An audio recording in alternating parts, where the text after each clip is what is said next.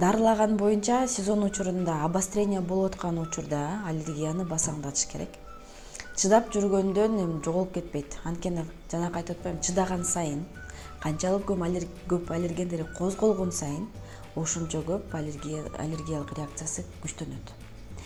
Убактылуу басаңдатабыз. Сезон бүткөндөн кийин көбүнчө адамдарда сезон бүткөндөн кийин, мисалы үчүн сентябрь, октябрларда общий айтып атам да, сезон бүткөндө контакт жок болуп калды.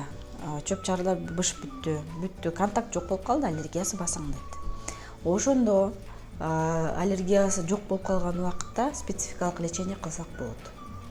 Ал эмне? Биринчиден проба коюлат. Пробаны бирок адамдарга ремиссия учурунда жасалат. Ремиссия өзүнүн сонун сезгенде. Бир дагы кандай десем, обострениясын симптомдору жок болгон адамдарда ошондо гана жасалат. Проба коюлат. Эмнеге аллергия, кайсы чөп саптарга аллергиясы бар экени аныкталып туруп, ошондо гана лечение кылынат. Аллергендер менен иштегенде бул антибиотик эмес, гормон эмес, а именно аллергендер менен. Бирок иммундук система болгон үчүн муну менен аллергологдор иштейт, бирок аябай осторожно иштеш керек да.